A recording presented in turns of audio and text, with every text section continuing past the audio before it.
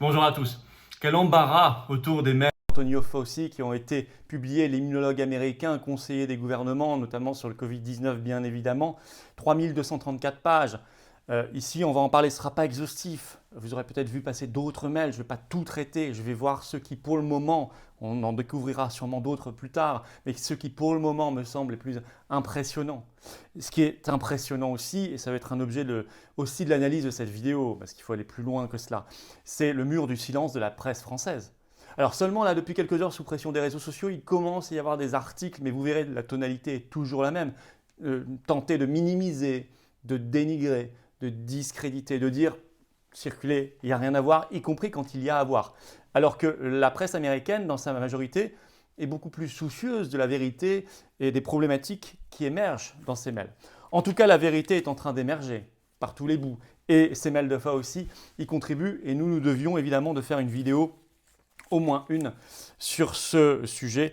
Nous allons donc en parler aujourd'hui dans le détail. Et je crois que vous allez apprendre beaucoup de choses et nous allons analyser, prendre du champ, la manière dont sont accueillis ces mails et ce que ça signifie. Voilà. Alors moi, je vous attends, c'est 5 et 6 juin sur les-patriotes.fr, vous avez la liste, samedi et dimanche, de tous nos rassemblements pour la liberté à 4 jours de l'arrivée du funeste pass sanitaire dans notre pays. Pour la liberté des Français, la liberté de la France, venez extrêmement nombreux. Et puis, je vous attends dans le combat, inscrivez-vous au club des boycotteurs du pass sanitaire. On est en train d'organiser les choses par région et par département. Le lien pour s'y abonner, pour faire savoir que vous aussi vous boycotterez ce pass sanitaire, comme simple consommateur citoyen ou comme gérant d'activité économique, eh bien vous le remplissez, vous le partagez autour de vous, vous le mettez sur vos réseaux sociaux, c'est en lien sous la vidéo en description. Voilà. Alors je vous attends, moi je vous attends dans le combat avec cette carte orange de résistants, cette carte orange de libération nationale, pour les belles valeurs d'humanité, de dignité, de liberté, de souveraineté de notre pays. Le lien pour adhérer et réadhérer aux Patriotes. Le lien pour faire un don de soutien à toutes nos actions, nos manifestations, nos candidats aux départementales, régionales, eh bien, se trouve sous la vidéo en description également. Et ceci est défiscalisé aux 2 tiers pour vous. Le lien pour adhérer et réadhérer est également en commentaire épinglé et en fin de vidéo, vous le savez. En cliquant directement sur l'écran là ou là, vous pourrez nous rejoindre ou reprendre votre adhésion. C'est important de venir, de ne pas rester, je dirais, dans son coin esselé. C'est dans le collectif, l'humain, qu'on arrive à se battre et faire avancer les sujets comme ils ont réussi à le faire en Suisse, au Royaume-Uni, dans tant d'autres pays, aux États-Unis bien sûr. Bravo, bravo à ceux qui vont nous rejoindre très bientôt aux Patriotes. Ils seront accueillis d'avance très très positivement. Et un grand bravo aussi à ceux qui font un don de soutien à toutes nos actions et à tous nos candidats qui sont actuellement en campagne. Alors, les mails de Fauci. Alors, je ne vais pas être exhaustif, je l'ai dit dans cette vidéo, vous en aurez peut-être vu circuler d'autres. Bon, vous ne les retrouverez pas forcément tous, mais j'ai fait des choix qui sont volontaires, assumés. Alors, d'abord, ça vient d'où? Alors, ça vient d'une loi très officielle aux États-Unis, c'est la Freedom of Information Act, donc c'est la loi sur la liberté de l'information qui permet d'obtenir la publication de ces mails. Alors, ils ont été publiés par des médias très conventionnels, aux États-Unis, CNN, Washington Post, BuzzFeed, cette semaine. Alors, ce sont essentiellement les mails de Fauci, donc l'immunologue américain qui a 80 ans aujourd'hui. Ça concerne 6 mois, de janvier à juin 2020, donc le début de l'affaire Covid. Et c'est 3234 pages, c'est pour ça qu'on n'a pas pu encore tout décortiquer, évidemment. Alors, c'est extrêmement intéressant. On y retrouve plein de thématiques, beaucoup de thématiques. La question des liens avec le Big Tech. Donc les grandes entreprises de GAFAM, de technologie de réseau. On y trouve la question cruciale, très problématique du traitement. On y trouve évidemment le conseil scientifique français qui va prendre ses ordres là-bas. C'est en tout cas tout à fait le sentiment que donnent ces mails, plutôt que d'aller voir nos spécialistes comme le professeur Raoult et d'autres. On y voit des questions sur l'origine du Covid-19. Et là, vous allez voir qu'aux États-Unis, une pression énorme se fait sur Fauci parce qu'il a voulu manifestement orienter vers la piste naturelle. Bien bref, on va étudier tout ça. Mais à noter d'abord, c'est le sidérant silence des grands médias français. Alors d'abord, silence total, pendant 2-3 jours. Rien, quasiment pas un article. Et puis sous pression des réseaux sociaux, ils ont commencé à en faire. Notamment le 4 juin, je vais le citer plusieurs fois, un article de Libération qui vise vraiment à dénigrer ces mails, à dire circuler, il n'y a rien à voir. Et puis, pour résumer une formule d'un article de LCI, ce 4 juin aussi, je cite. Finalement, rien de dérangeant, rien de surprenant. Fermez le banc, circulez, reprenez votre vie normale, écoutez Véran, Salomon, Castex et Macron et obéissez. Et mettez bien votre masque. Voilà en gros ce que ça signifie. Ben, nous, on va aller au-delà de tout cela. Alors, premier mail. Je commence par le mail d'un expert de l'OMS qui s'appelle Peter Daszak, qui a écrit à Fauci. Et il lui a écrit le 18 avril 2020. Il est à la tête d'une ONG qui, avec des financements américains, a collaboré avec le laboratoire P4 de Wuhan. Et dans ce mail, Peter Daszak remercie Fauci. Je le cite.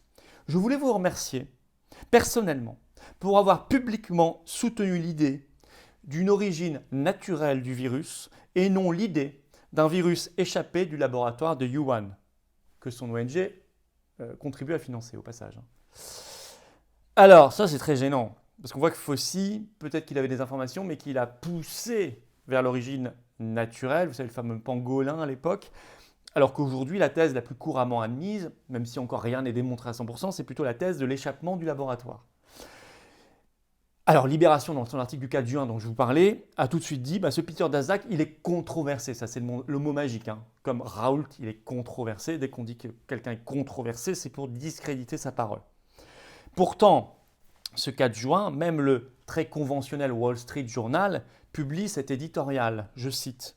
« Il est raisonnable de demander à Fauci pourquoi il a tant tardé à accepter une théorie de l'origine humaine du virus. » Si même le Wall Street Journal le dit, mais pour Libération, c'est juste que Peter Daszak qui a écrit ce mail est controversé.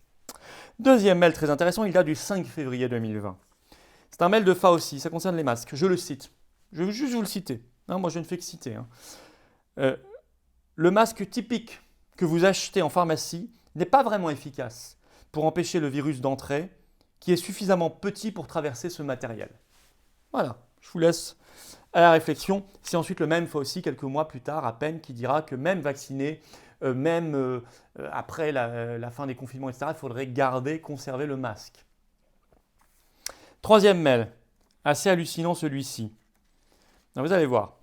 Là aussi, je ne fais que citer. C'est un mail adressé à Fauci, il n'y a pas eu de réponse. Qui est resté donc sans réponse le 11 mars 2020 par un certain Adam Gartner.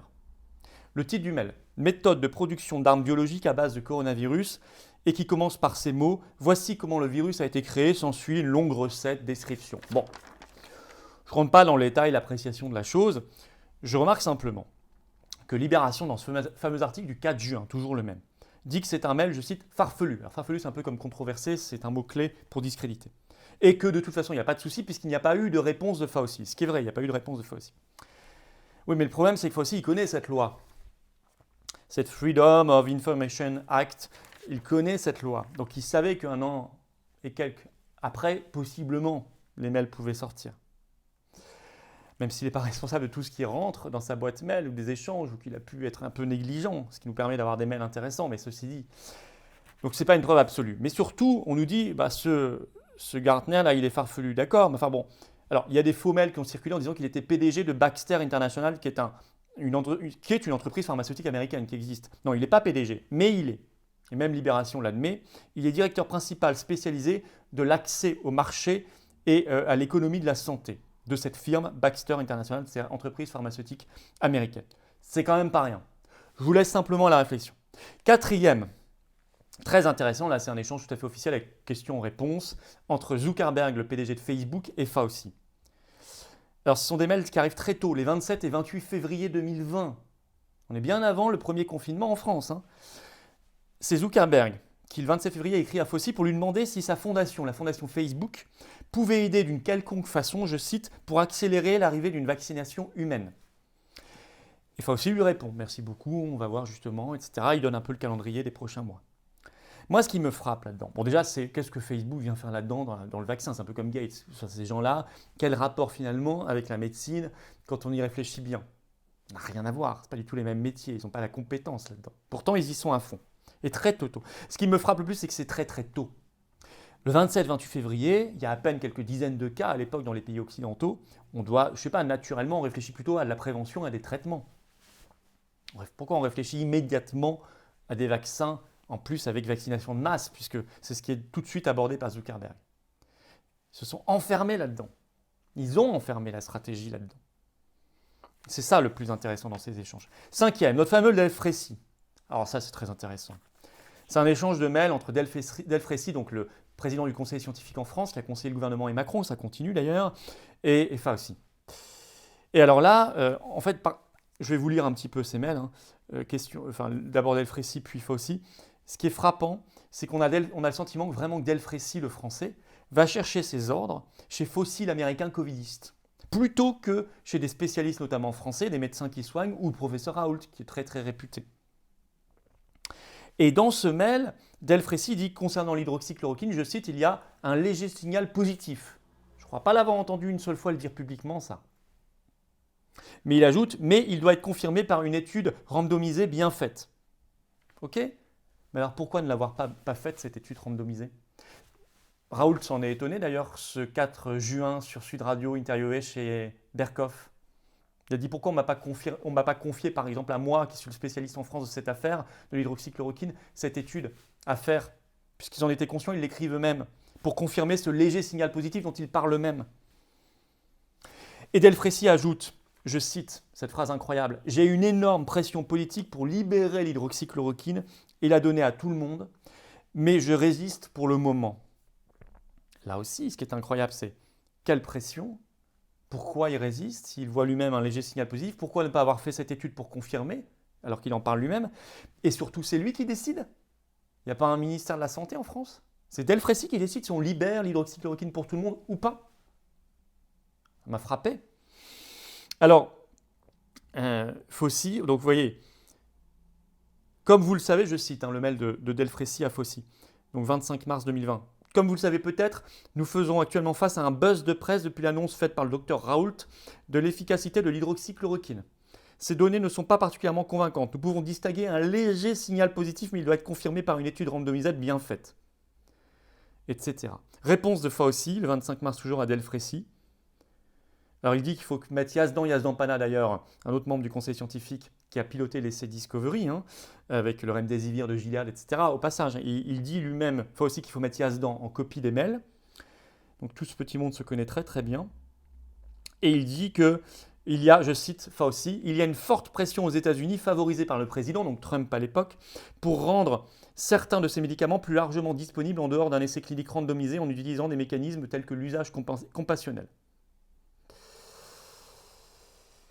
Bref, et sixième enfin, chacun jugera encore une fois. Sixième, c'est un mail du 31 janvier 2020. C'est un journaliste de l'AFP, l'agence France-Presse, qui s'appelle Issam Ahmed, qui écrit au docteur Barney Graham du National Health Institute, NHI, et qui lui demande son avis sur une étude qui venait d'être publiée, une étude indienne, sur le fait que le Covid-19 pouvait comprendre, selon cette étude, des insertions similaires au VIH-1.